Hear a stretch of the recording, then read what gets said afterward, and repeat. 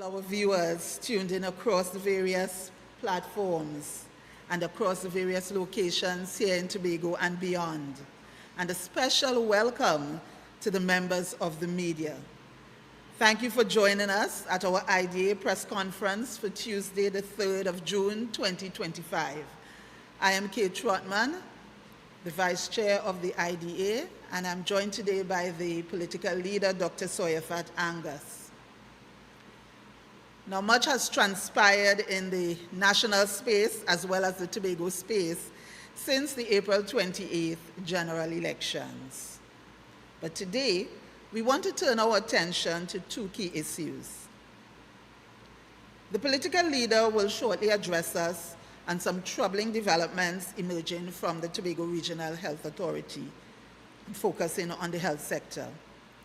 But first, I want to speak to the recent developments emerging between the discussions that was held recently between Prime Minister Kamala Persad-Bissessar and Chief Secretary Farley Augustine on Tobago's autonomy and other Tobago-related affairs. Now, while some may view this meeting between the two leaders as simply a conversation, I submit to you that we must understand this meeting from a totally different position, one of significance, one that has seen the reckoning of our unfinished business as a people, the reckoning with unresolved questions surrounding Tobago's dignity, our autonomy, and the right of our people to shape our destiny. It is against this background that the IDA acknowledges the respectful tone and the spirit of dialogue between the two leaders. We have always advocated for dialogue over silence, for understanding over suspicion, and for cooperation over antagonism. Right now, Tobago is not asking or seeking charity. We are asserting legitimacy. This is not about favor. It is about fairness, and it is about partnership. In fact, we welcome some of the announcements made at the May 29th post-cabinet media briefing. Notably, the IDA is pleased to see the progress on the issue that we have long championed, and the appointment or the proposed appointment of a Deputy Registrar General here in Tobago to manage issues of births, death, other related issues, and Tobago-specific issues is indeed a step in the right direction. This may be a simple administrative step, but it is one that carries symbolic weight. It says Tobago matters. It says Tobago is ready to handle its own affairs. We also note the proposed MOUs to formalize collaborations between the ministries in Trinidad and their counterpart divisions in the Tobago House of Assembly. However, for these MOUs to be meaningful, they must go beyond signatures on a paper. They must be buttressed by legislative reforms, I must say, and reforms that look at replacing the term minister with secretaries in the appropriate laws so that it gives relevance to the Tobago House of Assembly Act of 1996. I want to let us know that language matters, that the law matters, and that power must reflect reality. And while the IDA supports this direction, we also understand that real autonomy cannot be reduced to administrative tweaks. It must speak to deep constitutional reform. And we are encouraged by the Prime Minister's stated intent to resume the autonomy conversation in the next parliamentary session. But I want us to note that the question is not simply in terms of the timing. It is also in terms of the process. Constitutional reform and the autonomy issue is both about timing for Tobago and it's about the process. The how is very important. And this how, we have plenty work to do. I want to remind the Chief Secretary that he serves not just a moment where Tobago autonomy is concerned. He must serve the movement. Therefore, it is his job and his responsibility to lead the process. Since the last round of public consultations over a decade ago, some 12,000 plus new young Tobagonians have come of age. They have never had the opportunity to speak on this fundamental issue of Tobago's autonomy. But their voices matter. Their dreams matter. And why? It is because with the Tobago autonomy issue, we are shaping a future for these young people to inherit. Therefore, no leader should bypass the people under the name of expediency. Furthermore, the world has changed and continues to change quite rapidly. From shifts in global economy to the reality of climate change, and now the transformative force of artificial intelligence. Therefore, Tobago's autonomy must also evolve. It must now be asked not just from the terms of governance, but also in terms of resilience, innovation, and community power. And that is the reason why the IDA is calling for a new process, one that is deeply participatory, locally grounded, and forward-looking, not merely a review of previous autonomy bills, and not merely the signing off of a process that is anchored in the past. We are also heartened by the Prime Minister's acknowledgement of the importance to the people of Tobago, the issues surrounding the Scarborough Secondary School, once a proud institution, but now one that is literally slipping into the sea. This is not an engineering failure. This is a moral failure. This is what happens when infrastructure is disconnected from insights, when planning ignores people, and when oversight fails. And that is why certain blame can be laid at the feet of the previous administration, both central government and the previous THA administration. I want to reiterate that autonomy is not a plea for favor. So any discussions with the Prime Minister and central government is not along that lines. Autonomy is a principle grounded in justice. For over a century, Tobago has wrestled with the legacy of marginalization, from collapsed industries to development that never quite happens, to policies that hand down meaningless or very little, to budgets that trickle instead of flow. Yet, we the people of Tobago, we have stood firm. We are people of resilience, of faith, and fierce resolve.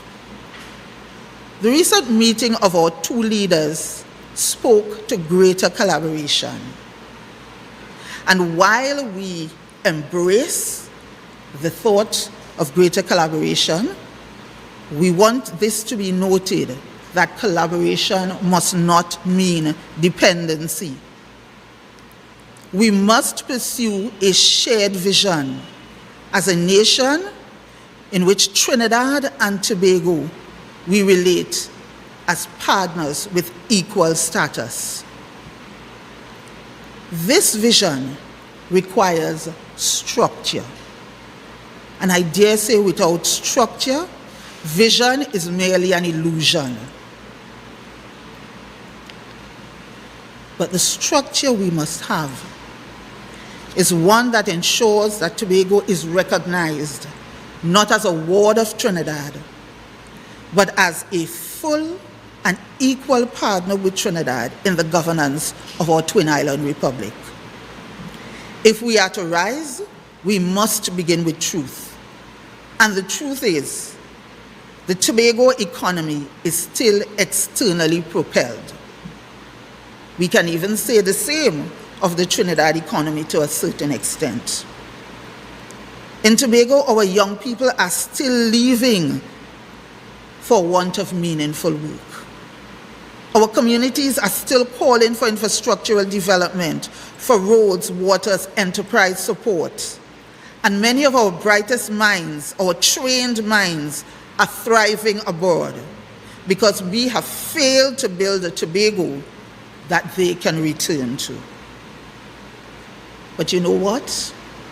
We can change this. In fact, we have to change this. And that is why the IDA says autonomy must not just be a political football. It must not just be political in nature. It must be economic, it must be constitutional, and it must be community-rooted. We must guarantee every community from Charlottesville to Crown Point that right to define its future. We must move from talk into action by enshrining annual development budgets for our villages that are managed and made accountable by locally elected officials. We must invest in our people's capacity to innovate, to produce, and to export. And we have quite a glaring example in the Castara model that is already doing its share of healthy, heritage-driven tourism. We must move away from hand-to-mouth allocations towards the development formula that recognizes Tobago's natural resources, its cultural wealth, and its human potential. We at the IDA advocate for a formula that includes a recurrent expenditure based on Tobago's population size in relation to the national population, and a development investment based on the average between our population size and spatial size. Autonomy is not about building walls. It's about building wisdom. Tobago is not asking for separation. We are asking and seeking a relationship of mutual respect, grounded in equity, not charity. I was raised to believe that you don't wait to be invited to your own table. You set your place, you bring your offering, and you let your voice be heard. So to the Prime Minister, I say, thank you. Thank you for opening the door to dialogue. And we hope that this is continued meaningful dialogue. And we, the people, are now determined to walk through that door of dialogue with resolve. To the Chief Secretary, I say, this is your time to lead. Tobago needs more than conversation. We need true leadership. We need commitment. We need timelines. And we need a clear constitutional pathway to true economy, one that is crafted by the voice of our young people, our elders, our community, our professionals, by the full gamut of our civil society. And to the people of Tobago, I say to you, this is our moment. Let us move beyond political theater into people-centered transformation. Let us build institutions that reflect our identity and economy, an economy that rewards our labor. Let us write into law the dignity that we have always sought, the dignity we deserve. This journey is not necessarily going to be an instant one, nor is it likely to be an easy one. But we as a people, we understand struggle, and we have never shied away from it. So let us speak with one voice as we pursue the issue of Tobago's autonomy. And let us rise together. Let us govern ourselves with the wisdom of the elders, the strength of the youth, and the unshakable faith that Tobago can and will stand tall. Ladies and gentlemen, we at the IDA see the meeting of the two leaders as an answer and a response to what is stated in the House of Assembly Act that both the Prime Minister and the Chief Secretary needs to meet regularly to determine and to walk through how Tobago and Trinidad is to be governed as equal partners. And we are standing firmly resolved that we will echo the sentiments of Tobagonians to ensure that this happens. I thank you for listening, and I open the floor for any questions you may have at this time. You mentioned a new process moving forward for Autonomy. What would that look like to the average person? What would that look like? How do we see that? That new process is one that involves all parties, as I said, all political parties, all civil society, all community. What I'm saying is that we need another public engagement and consultation, not just going on the past. Remember, so many things have happened since the last decade. As I mentioned, the world has changed significantly, and there is a large group of Tobagonians, young Tobagonians, who never weighed in on the issue of autonomy. And the future is we are crafting a Tobago for them to inherit. It is no longer for the generation of past to inherit. So they must have a say in their future. That is why it is so absolutely necessary that we need to look beyond just a review of the bills that have been put in the past and the efforts that have been put in the past. So how would you respond to the view that, there might be people might say another round of consultations again, we've had so many from before? Like I said, some people have been involved, not all people. The people who have been involved, the future of Tobago is not just for them alone.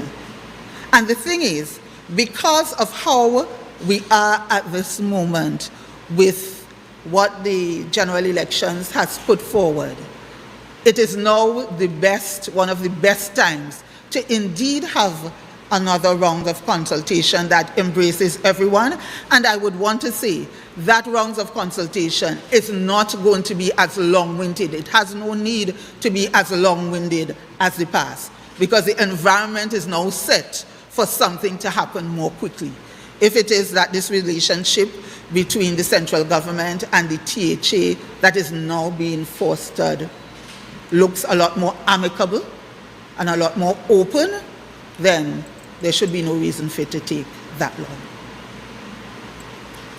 Okay, if there are no more questions, I want to call to the podium political leader Dr. Soyafat Angus to address the issues concerning the health sector.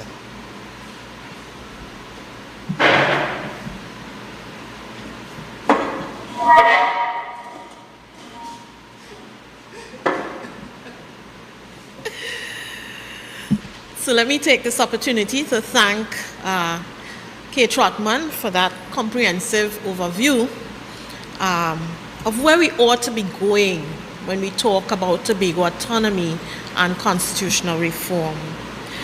And so I have the topic today to talk about the current crisis that we have on our hands. I mean, it was just about a year ago, with the number of deaths that the health sector was having, we raised the alarm that the health sector was in trouble. And on December 17th, press conference right here, we again focused on the crisis of mismanagement and neglect in the Tobago health sector regarding the lack of free drugs. Many the elders are struggling, that, they have no drugs when they go to the hospital. We spoke about the ambulance fiasco when the first 3 of them touched down, and the pending lawsuit from the incinerator issues, and the intended purchase of the luxury villas and more. We did quite a lot on the health sector on that December 17th press conference. We didn't come in noise, we came knowing. We said that Tobago's health sector was not just under stress, it was cracking beneath the poor governance that we have.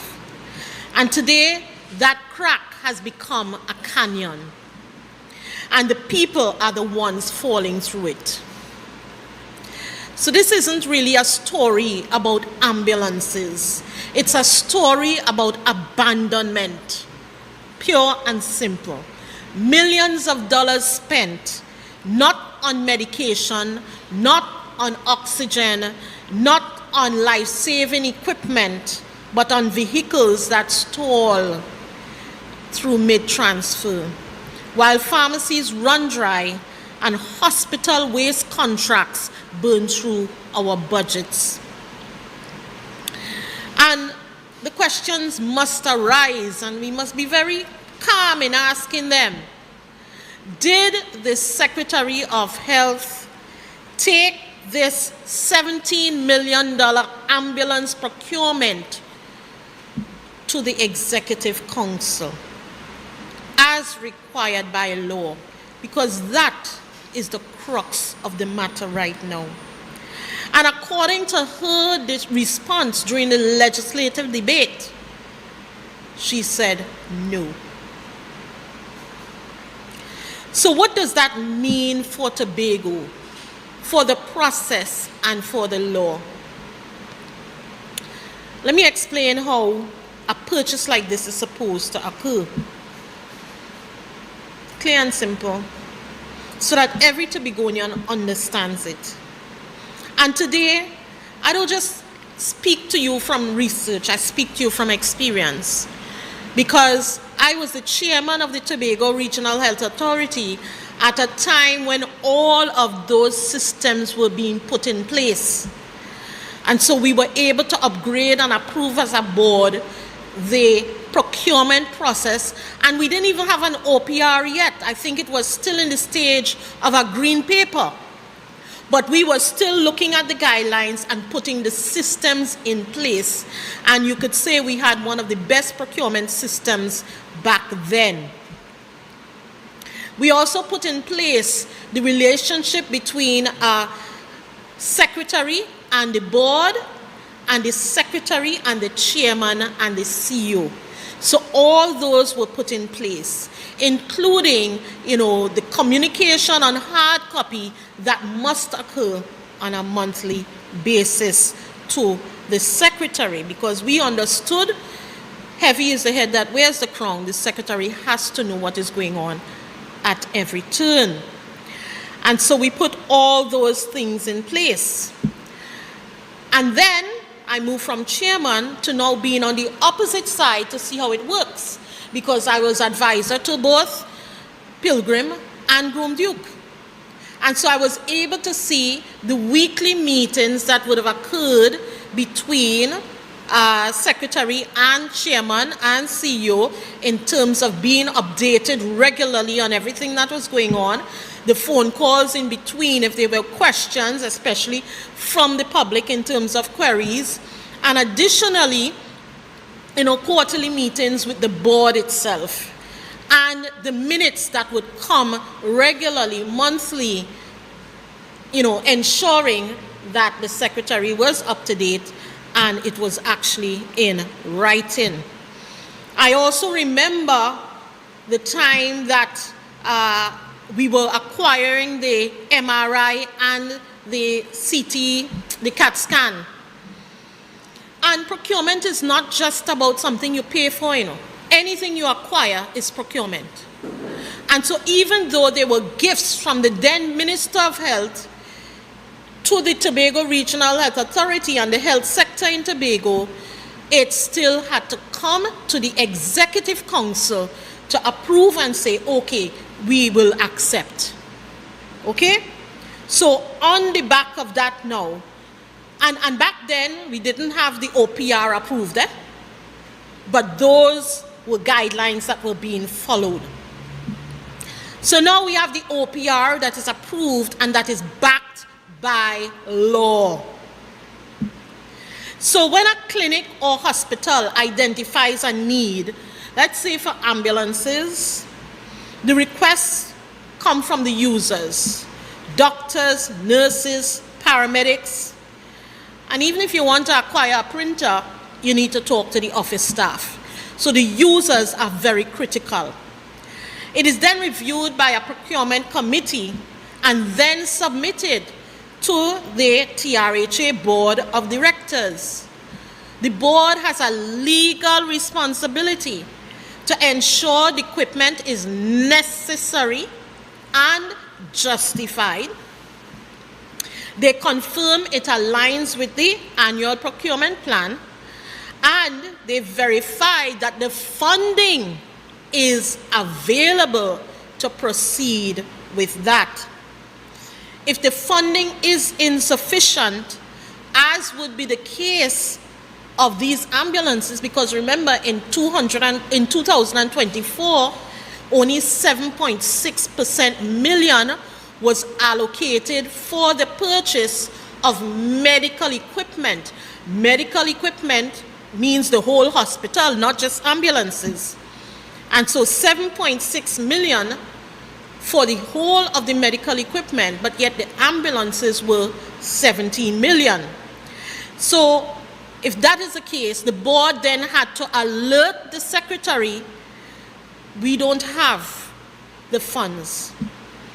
The secretary is then required to either reallocate funds from the division that the secretary is responsible for, or allocate or advocate to the Executive Council to secure additional funding from elsewhere in the Assembly.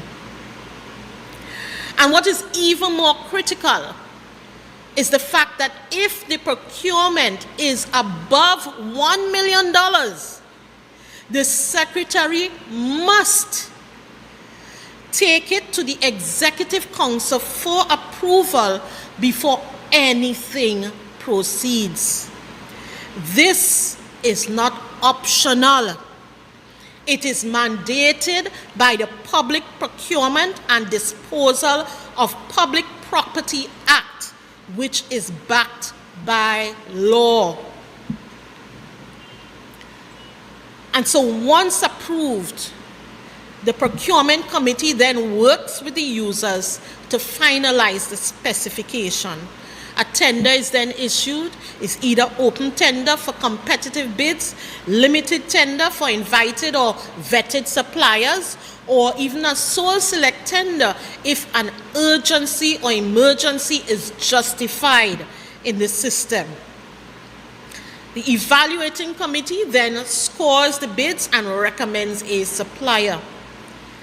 Then the TRHA board has another responsibility to verify that all of those committees actually follow the process properly, that the preferred bidder is sound, and that it aligns with the legal and strategic priorities of the organization. So then we have, okay, the equipment now, the supplier goes off and does his procurement, and the equipment arrives. The same users must then confirm whether what was delivered matches the specifications that they are requesting. The purchase is only then accepted after the users agree or approve that what they requested is what was gotten. And then a report is submitted to the Office of the Procurement Regulations, or the OPR. Okay? Throughout this process, the Secretary of Health is not a bystander. She receives monthly minutes of the board and should be meeting weekly with the TRHA chairman and the CEO to remain fully informed. So if this $17 million procurement never reached the Executive Council, as the Secretary herself admitted, we are left with grave questions. Was there proper board approval at all? Who instructed the board to proceed, given the fact that they only had a $7.6 million allocation, and these ambulances are now they are now 17 million? Where did the board get its approval from in order to instruct the procurement committee to proceed if they did not have Executive Council approval? Was the Secretary misinformed, or was the law bypassed? Were the people of Tobago misled in the last THA sitting? And fourth, when the end users got the ambulances and realized that they were not what they said in their specifications, what did they do, and what did the procurement committee do at that time? Were they instructed what they were supposed to do? And so this matter is not about a political opinion. This is about a legal process, and this is about our lives. Because at the end of the day, what we got does not fit the terrain of the Tobago environment. And let me tell you, this ambulance issue and the terrain of Tobago is not an issue that is new to the people in EMS. Okay? We have had this numerous problem across the years, and then got to a point where we knew what type of ambulances suited the Tobago terrain, and that is why they were very specific in the type of ambulances that they were ordering for Tobago. Okay? And so not just any ambulance is going to fit the Tobago terrain. Because we see that even with a lot of the outfitting, what they consider to be the little things outfitted, that the ambulance are stalling on little hills. Okay? So given the facts established, the idea believes Tobagonians deserve clarity and justice. Therefore, the following agencies must get involved. The Integrity Commission has to investigate into the Secretary, the TRHA, and the Executive Council, okay? Because they are all bound by the Integrity Commission to submit reports, and they have to look into it. The Fraud Squad has to probe into any potential breaches of the Procurement Act, because the Secretary stated that it did not go to the Executive Council for approval. That is an outright breach. And there has to be a full audit of the TRHA contracts from 2021 to present, because the law is clear, and where life and taxpayer money are involved, there must be accountabilities. But let me tell you what happens when they don't follow the law. When you don't follow the OPR law, or there are breaches, okay, what happens is that you can be fined up to $1 million or up to 5 years in jail. It is a very serious matter. Okay? So, let's look at the broader picture though. This didn't just happen because of one decision or one secretary. It happened because our system is broken. We have seen similar breakdowns before, whether it was the ring bang fiasco under the past leadership or the missing zipline project that never delivered. We have seen it in the level of the government in Trinidad, regardless of who is in power.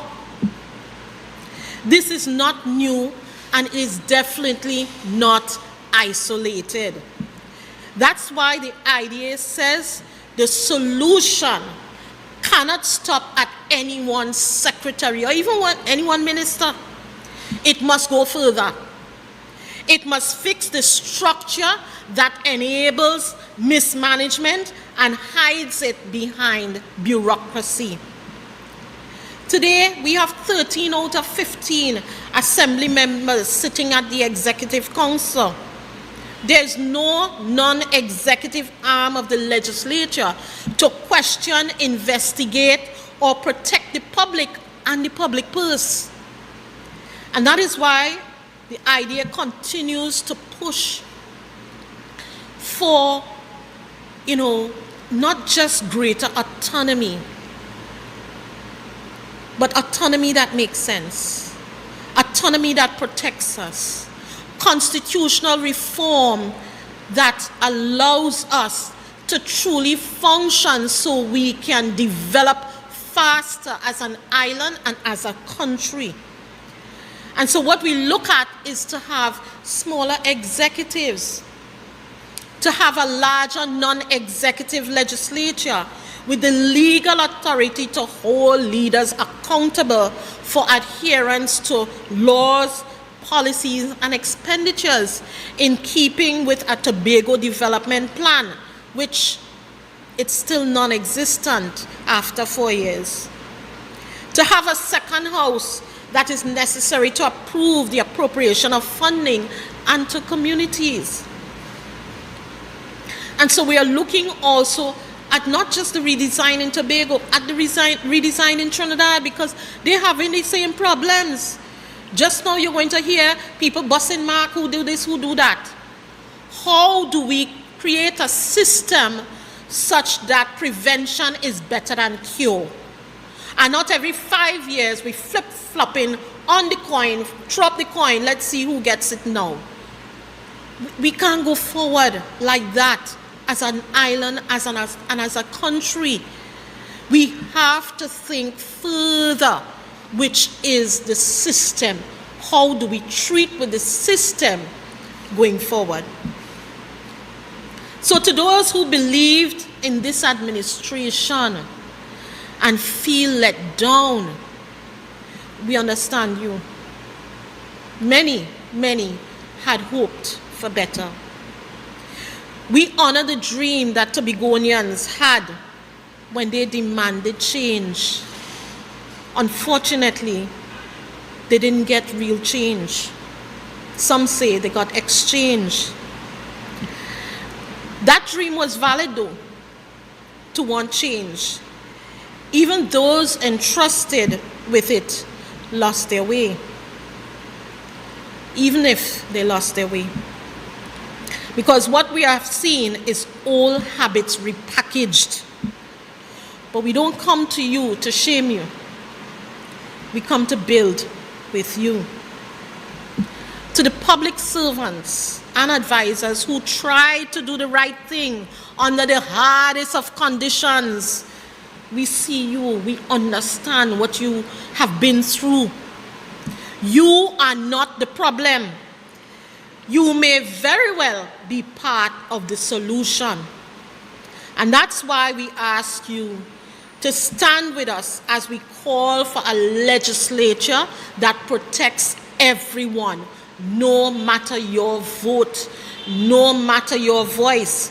I mean, it really is telling that people are so afraid in this system that they are prepared to talk to someone external, to trust that person, because they feel if they speak here and they speak up and speak out, that they will be victimized and lose their jobs, just like many others have lost their jobs over the years.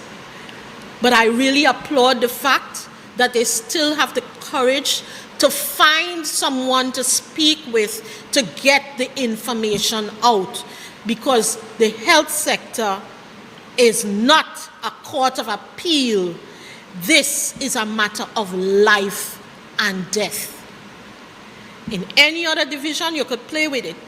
But in health, we're talking about life and death.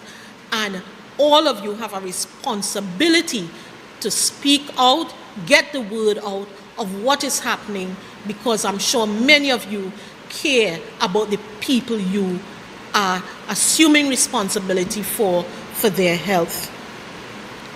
And so to every leader, whether past, present, or aspiring, you don't get to wash your hands like Pontius Pilate and walk away from the people you serve.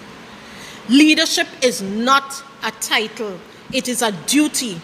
And when the people are hurting, silence is a betrayal. Heavy is the head that wears the crown, but I wear it knowing that we must have a reset. Let the rebuilding begin with the truth, the law, and the people. Thank you. Any questions? With respect to the Integrity Commission and the court, will the idea be rewriting the body? I note that the official opposition leader says that he is writing, and so I think the official opposition leader has to take up his duties as the minority in the House responsible for doing those things. Yes, if he is not doing it, we will determine, and then, of course, we will. But he has to take up his responsibilities as the minority leader in the House. That is his responsibility. Yeah. We all have roles, you know. We all have roles. And it's important every single person understands their role in this and make sure they take up their responsibilities.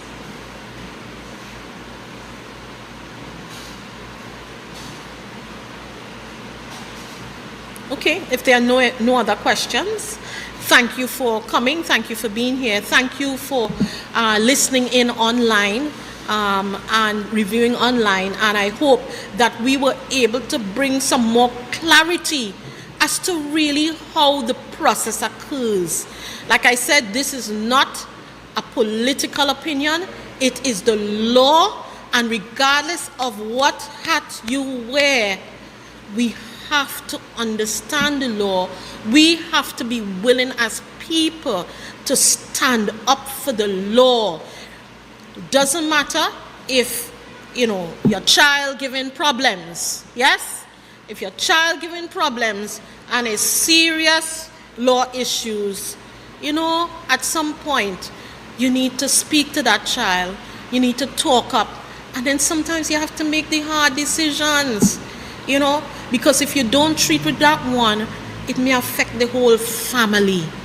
Yeah? And Tobago is a family. There are some things that we cannot and should not condone. So thank you again.